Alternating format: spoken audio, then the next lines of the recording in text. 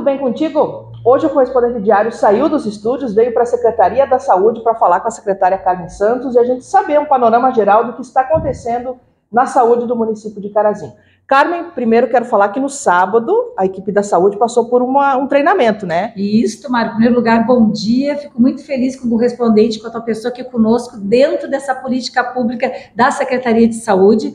Hoje, pela primeira vez, nós iniciamos, eu acho que na história de Carazinho, não sei se já havia acontecido isso, mas nós estamos numa imersão técnica, porque a informação, Mário, a informação pública, da política pública, principalmente da saúde, a metodologia, a senha, seja o que for, a informação não pode ficar no CPF, ela tem que ficar na instituição, ela tem que ficar no setor. Então, hoje nós estamos com 10 funcionários públicos, com alguns cargos de confiança e com funcionários que detêm esse conhecimento, principalmente hoje, desse espaço. Estamos iniciando essa formação pelo espaço de faturamento, né, contribuindo com as suas competências para essa construção desse protocolo e para que todos tenham esse conhecimento institucional. E facilita para a comunidade que precisa do acesso, né? Sim, porque todo o acesso tem que estar acessível a todos. E tem que ter um protocolo de como tem que conseguir essa demanda que o usuário necessita. Porque o usuário, a gente não pode estar jogando com o usuário. Não, vai em tal setor, vai na regulação, vai na farmácia, não sei. Não, tem um protocolo e tem pessoas e espaços referenciados. Perfeito. Agora, a semana passada foi de pré-conferências da saúde. Como é que foi esse contato com os usuários? Vocês passaram em todos os territórios, né? E como é que foi esse feedback e também as demandas que o pessoal trouxe para vocês? É importantíssimo poder falar sobre esse momento, né? Que eu digo sempre que as pré-conferências preparatórias para a Conferência Municipal, a Estadual e a Federal, é um momento muito de escuta do usuário da política da saúde, dos trabalhadores da saúde, da sociedade civil organizada, do Executivo e também do Legislativo. Essa semana que passou de segunda a sexta, nós dividimos 5 territórios, juntamos territórios, unidades básicas, os postinhos, né? E fizemos esse acolhimento, essa escuta. Iniciamos apresentando o diagnóstico de cada território, de cada unidade básica. Qual o número de idosos que acionam aquela unidade, quantas mulheres grávidas, quantas férteis, para ter um diagnóstico, quantos usuários, porque é de conhecimento, em janeiro nós apresentamos, né, Mara? Que cada unidade tem que ter 3.500 usuários referenciados. Hoje nós estamos com uma equipe mínima e tem um espaço com quase 8.000 usuários referenciados. E agora, nesse trabalho de escuta, nas pré-conferências lá no territórios, nós vimos que ainda tem territórios que cresceram, que essa tem que ser a tendência de Carazinho, né? É decrescer, mas nós temos que colocar uma busca ativa e com certeza vai aumentar esse número de usuários. E essa preparação dessa escuta, escutar como é que está a saúde, como é que está o atendimento, né? Apresentamos quais as mudanças que nós fizemos no sentido que o SUS já traz, que ninguém inventou a roda, né? Mas o que em cima desse diagnóstico nós trouxemos, conversamos muito e já quero deixar dito, e o correspondente em primeiro lugar, fique sabendo que dia 29 de julho, às 13h30, no SESC, nós vamos fazer a nossa conferência municipal e um dos palestrantes que já foi convidado e está confirmado, o sempre prefeito, deputado federal da Constituinte, José Fortunati. Ah, que bom. Então já temos data da nossa Conferência Municipal da Saúde. Temos. E toda a comunidade precisa participar, né? E está tendo essa informação em primeira mão. Olha, que legal. E, Carmen, como está a questão da chikungunya, da dengue aqui no nosso município? A gente teve um boom ali, né, nos meses passados, mas agora deu uma estagnada, né? Como é que está essa questão na nossa cidade? Isso.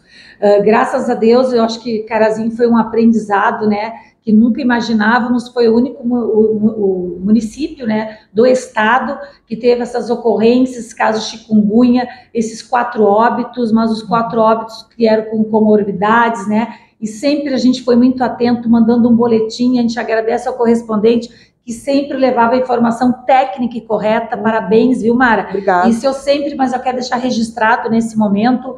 Então, nós começamos lá desde março, né? Vimos que não era dengue, toda aquela questão histórica que você sabe, está tudo registrado. Então, nós fazíamos um planejamento com toda a equipe técnica da vigilância, e parabéns para a equipe da vigilância. Nós fazíamos um planejamento semanal, né? Ver o que foi o feedback que aconteceu na semana. Conseguimos combater no sentido assim de deixar delimitado e saber monitorar aquelas pessoas, porque hoje temos 1/3 podem ter essas dores ao longo até o final do ano nas articulações, mas conseguimos estagnar, está diminuindo cada vez mais, está decrescendo, né? Não temos, os casos não estão vindo mais positivos. E isso se deve muito assim, à conscientização da população, graças ao meio de comunicação, ações direto lá na comunidade, parceria com outras políticas públicas, educação, assistência. Isso é muito importante, porque era algo muito de educação da população, de cuidar seu pátio, né, cuidar os seus utensílios, saber como se prevenir, porque a prevenção sempre é a melhor maneira. E lógico, tu já sabes, nós estivemos em Brasília, no Ministério da Saúde, junto com o Ministério Padilha e toda a sua equipe técnica, e solicitamos o SUS pegando a vacina da chikungunya. Queremos que Carazinho seja um dos primeiros municípios do Brasil a ter a vacina aqui para os carazenses. Tomara que sim, né? Bom, Carmen, nos próximos dias a gente vai ter a questão das tendas aqui no nosso município. A partir do dia 14, como a gente anunciou ontem, né, na verdade na sexta-feira aqui no Correspondente. E como é que vai funcionar esses atendimentos, né? As tendas vêm a estrutura física com alguns profissionais e o município de Carazinho está também colocando os médicos nessas tendas. Isso, e um diferencial. Que bom essa questão. Isso foi uma conquista dessa gestão, sabe, que é uma parceria da Secretaria do Governo do Estado, da Secretaria de Saúde e com o Fiergs. Eu digo como é importante esses órgãos da sociedade civil, a parceria, porque quando a gente quer fazer, tem um diagnóstico, tem a demanda, a gente tem que ir atrás do poder público em todas as esferas, municipal, estadual e federal, e também da sociedade civil organizada, como a Fiergs, né, que é a parceria que sempre está muito atenta na saúde. Então, todos os municípios do Rio Grande do Sul foram 22 municípios contemplados para 28 tendas, e Carazinho ficou entre eles. Né? Eu acredito o mérito dessa gestão de apresentar o diagnóstico, sair com o diagnóstico Carazinho, apresentar para os conselhos, para a coordenadoria, para a secretária do Estado e também o decreto da chikungunya, agora o decreto H1N1, que a gente tem que fazer essa prevenção e temos que sempre estarmos alerta, os decretos de emergência sobre isso, para ficar mais alerta ao cuidado do usuário. E nós conseguimos Carazinho, fomos contemplados com 3 tendas. Que bom. 3 tendas. Então, como essas tendas, elas vão ser montadas dia 14 de julho pela Fiergs, vem toda uma equipe, toda equipada pela Fiergs, então o município vai poder, todo equipamento vem da Fiergs, vem com a equipe técnica, vem um enfermeiro, 2 técnicos, só que os médicos não estariam, mas nós vamos colocar os médicos. E o objetivo é como se fosse uma atenção básica, um posto, uma unidade, né? Para fazer a prevenção, para não precisar ir para a emergência da UPA e nem do hospital, porque a gente tem que atacar na prevenção. Então, pensando, Mara, no diagnóstico, nós temos que colocar essas tendas não onde tem vínculo, não, onde a comunidade, o cidadão precisa, né? Onde mais precisa. Então, nós vamos colocar onde? No hospital, porque nós temos aqui no entorno uma demanda de mais de 1.900 idosos no centro. A gente não tem uma unidade no centro de referência, é o 100. Então, vai aonde quando sente mal? Vem para o 100, mas depois de 17, ou até nem espera 17 horas, que é o horário que fecha, vai para emergência sobrelota. Então, vai ter a tenda na emergência. O outro do hospital, a outra... Qual outro lugar de emergência sobre a UPA? Então, nós vamos colocar a outra tenda, que seria uma unidade básica, um posto de saúde, a mais, que já tem operário, nós não vamos, que é um trabalho maravilhoso, é um operário, nós vamos acrescentar, porque ela também é uma equipe mínima. Geralmente, tu vai na emergência da UPA, então vai ter uma equipe. Não, essa aqui não é emergência de UPA, mas vai ali na tenda que tem uma equipe à tua disposição. Né? E a outra tenda, essa semana, nós temos que dar resposta até a quarta, nós vamos ver quais os territórios que está com uma equipe mínima, que está muitos casos de H1N1, então a gente está terminando esse diagnóstico mais pontual para definir essa tenda num território, ao lado de uma unidade básica de um posto de saúde. Então, vamos esperar essas definições e quero dizer que essas 3 tendas, desculpa, se eu vou botar aqui no centro, no hospital, eu não preciso ser usuário do centro, pode ser um outro usuário, sendo de Carazinho, que vai poder acionar esse serviço dessas 3 tendas, dessa parceria Fiergs e Governo do Estado e Secretaria Estadual de Saúde. E até quando essas estruturas estarão à nossa disposição? Pois nós tivemos uma primeira reunião, quem viu as redes, foi uma reunião virtual com a Fiergs, com o Estado. Essa reunião que eu te falei que vamos ter essa semana para definir esse outros passos, nós vamos definir juntos até quando nós vamos estender. Como elas estão começando agora dia 14 de julho, e um decreto inverno, a gente até 31 de agosto, a gente não quer ficar limitado nesse tempo do clima, porque senão nós já teríamos iniciado antes. Então, nós vamos começar um diálogo, esses 22 municípios, para que a gente possa estender um pouco mais, porque saindo o agosto, o inverno, quando finaliza o inverno, começa a primavera, começa muito as renites, as ites, né, áreas respiratórias. Eu, como mãe com 4 filhos, quando eram pequenos, eu me deparava muito com essa situação. E é uma transição de estação, né? E quando a gente pensa saúde, a gente tem que pensar nessa continuidade. Então, é essa fala que nós vamos levar até o Estado e até a Fiergs. Ah, perfeito. Eu queria também, Carmen, te questionar em relação às cirurgias eletivas, né? Teve ali um incremento, né, para que andasse a fila, tem muita gente esperando há muito tempo. Como é que está esse andamento? Importante essa tua pergunta, Mar. Tu sabes que começou em maio, né? Foi o primeiro mês, nós temos o indicador de 80 cirurgias. Então, e eu quero dizer assim, que o hospital está...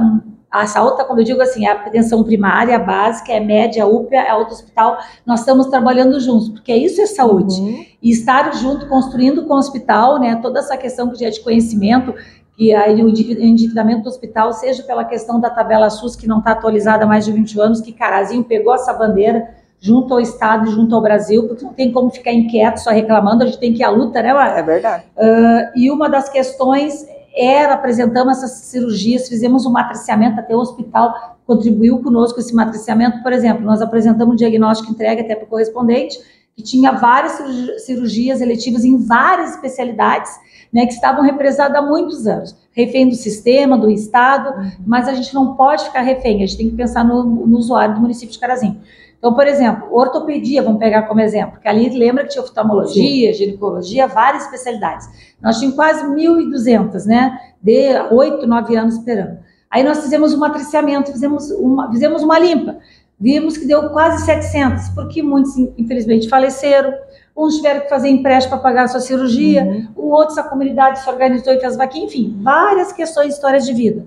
Então, essas 600, a gente sentou, fizemos um matriciamento em todas, e fizemos um aporte, dobramos o repasse para o hospital, tá? O município dobrou para o médico, o cirurgião e para os anestesistas. Né? Dobramos o repasse e o comprometimento 80 mensais. O primeiro mês fechou 80, que se não me engano até 82, e como a gente faz um acompanhamento junto com a regulação, porque a gente tem que evoluir o prontuário junto ao sistema, né? Claro. Para que tenha essa visibilidade, essa transparência. Já estamos agora finalizando dia 2 agora de julho, já estaremos batendo também, acredito, mais do que 80 cirurgias. Que bom que está dando, né? Porque a comunidade precisa, né? Precisa. E a gente sabe que, né, as cirurgias eletivas, elas acabam, né, demorando um pouquinho mais em função de toda a demanda, né? E ficar refém de sistema GERCOM do Estado, que para o usuário a gente tem que ir lá explicar para o usuário. E eu quero aproveitar o correspondente, se o usuário tiver alguma dúvida, por favor, procure os espaços, ou seja, no seu território, unidade, ou se estiver no centro, venha aqui na regulação, no SEM, pode subir aqui também na secretaria, tem um espaço acolhedor para tirar dúvidas, e o que nós não podemos é o usuário ficar aguardando algo que de repente nem possa acontecer, que a gente tem que evoluir o prontuário. Claro. E se a gente não evolui o prontuário, fica refém desse sistema. E o funcionário tem que saber como é que está essa situação. Essas dores do usuário têm que ser nossas dores. Até se a pessoa já fez a cirurgia de forma particular, como aconteceu, né, em alguns casos, sim, a secretaria também precisa saber para quê, né? Hoje, nesse matriciamento, a gente fez um levantamento até desses casos, né? E a gente precisa, assim, e o SUS é feito para todos. O SUS é para todos. Não é só para o usuário mais vulnerável, não é para todos. Lógico que a gente olhar é aquele que mais precisa. Claro. O que a gente não pode é alguém que é atendido pelos convênios. Eu quero dizer, Mara, que a tendência cada vez mais, toda a população do Brasil usou mais o SUS, porque a questão econômica hoje está apertada para todos. Então, a gente tem visto ao longo dos anos muitos usuários da política da saúde no Brasil, Rio Grande do Sul e município de Carazinho, que não tem mais condições de pagar plano, ou se é funcionário do Estado, o IP também, às vezes, o nosso próprio público do Estado é um público vulnerável, que se a gente estão deixando de pagar para poder botar comida na mesa.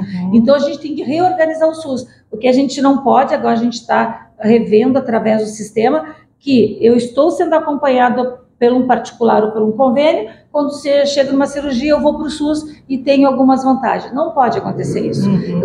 O SUS, a questão média da urgência média, da alta, das cirurgias, né, hospitalares, tem sempre aquele usuário que precisa. A gente não pode fazer pulo do gato, isso é errado. Protocolos é igual para todos. Carmen, o carazense está procurando a vacinação? Ai, carazense com a vacina. Vou dizer, tu sabe que quando vendo os dados, né, e quando a gente fala em política pública, a gente tem que ver dados. Então, muito ao longo dos anos, o carazense, ele é meio assim rebelde. Como é que eu posso usar a palavra certa? De receio da vacina. Mas não, pessoal, vamos desmistificar, né? Vamos entender mais. Ai, eu estou gripada, não posso me vacinar. Não pode, agora está com febre, mas vá até a central de vacina. Então, o que a gente fez? A gente construiu estratégicas, né? Porque a gente tem que alcançar o maior número de carazenses. Nós tínhamos 17 mil pelo Ministério Federal, eles te dão um índice que tu tem que conseguir alcançar. Carazinho, nós tínhamos que vacinar 17.200, 300, algum dado, mas 17 mil carazenses. O que nós fizemos?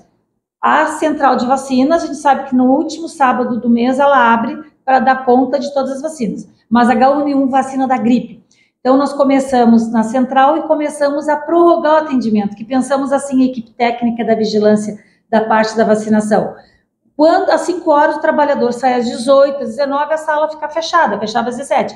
Estendemos até às 20 horas e era lindo, Mário. Importante você saber, a gente viu a família, o pai com o uniforme da empresa, o filho com o uniforme, ou seja, a família se organizou para vir juntos.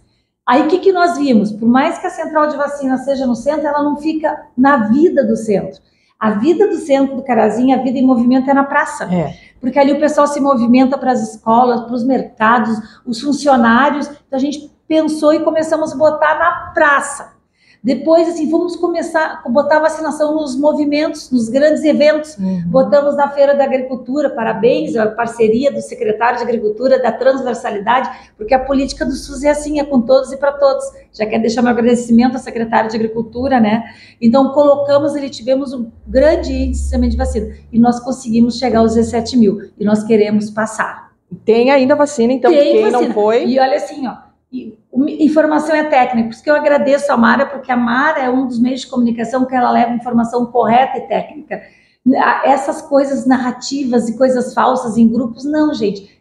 Tem seringa, tem vacina, tem material. E quando não tiver, olha, antes que pense em acabar, a gestão da saúde, seus diretores já estão correndo atrás do Estado, correndo atrás do Ministério da Saúde, sempre priorizando o usuário, que nunca falte nada. Perfeito. Falando em horário estendido, aquela ideia de estender algumas unidades de saúde nos bairros, como é que está esse projeto? Graças a Deus, já passou pela questão orçamentária, e quero dizer que também estar na saúde é usar o vínculo recurso, tem 3 tipos de recurso. O recurso do município, do estado e federal para a saúde. Então, chegamos numa gestão com um bom recurso sobrando no estado, principalmente no federal. Vou usar esse termo que é mais didático. Então, todos os projetos que a gente organiza, junto com o orçamento, também quero dar os parabéns lá na Fazenda, a equipe do orçamento, do convênios e contratos também são competentíssimos, né? Penso a política pública. A gente, quando já organiza aqui os projetos, a gente já põe o vínculo do recurso. Então, foi passado no orçamento utilizar esse vínculo e passamos no conselho, né? Porque a gente constrói o projeto, passa pelo orçamento, vai para o conselho municipal e depois é passado para a Câmara de Vereadores. Mas também a Legislativa como um todo é muito parceiro, tem esse olhar na saúde, que nem nosso prefeito, que a prioridade tem que ser saúde para o município. Então já está indo para a Câmara, já passou pelo Conselho, agora na extraordinária de sexta-feira, a gente abriu uma extraordinária, né? O presidente autorizou, então já passou, essa semana está indo para a Câmara, vai passar pelas comissões, acreditamos que lá na próxima segunda já vá para a votação. Então são 3 espaços, né? E, lógico, essa questão também, eu acho que tem mais uma etapa para passar, que infelizmente tem esses espaços burocráticos que o dinheiro público tem que ter, viu, gente? Não é só a gente ter uma ideia, não. Tem que estar dentro da legislação, tem que seguir os trâmites públicos e institucionais. A gente quer fazer em 4 espaços, um é no CEM, Operário Floresta, né? E, se não me engano, o outro é na Camaquã. A Camaquã, Medianeira, eu sempre troco. Tem uma que tem uma residencial, porque essa secretária até vai se organizando, mas conhece, mas troca às vezes os nomes. Mas, enfim, são 4 quadrantes. Por que o 100? A nossa equipe técnica, nós pensamos assim, nós não temos uma unidade referenciada. né? Aqui no centro, tem uma grande demanda. Então, vamos deixar estendido, porque o público que adoece à noite vai para emergência, lota. Verdade. Então, vamos botar essa equipe aqui de noite no 100. E quem é essa equipe? É um recepcionista, é um vigilante, é um recepcionista, é um médico, é um técnico, é um enfermeiro, né? E também nós vamos colocar um dentista e também para ficar móvel, né? Porque se der algum problema, e outro médico também móvel. A ideia é essa. E botar um projeto que nem a UPA, botar para uma empresa. E pergunto por quê? Porque assim, nesses 4 quadrantes que vão ser abertos, viu? Eu posso, minha unidade básica, meu postinho é Medianeira, mas se não for lá no território Medianeira, eu posso procurar os outros. Não vai ter humanização a territorialização, tá? Sim. Vai ser para todos. Então, por que a gente quer fazer assim? Porque a gente quer colocar que nem aquela metodologia de uma loja aqui que eu amo essa loja, mas não vou fazer propaganda. Que diz ali tem a sinaleira. Fui bem atendido? Verde. Fui mais ou menos? Amarelo. Fui super mal atendido? Vermelho. Então a gente quer botar assim, atendimento com a recepcionista. Sinaleira verde, amarelo e vermelho. Atendimento com a enfermagem. Atendimento médico.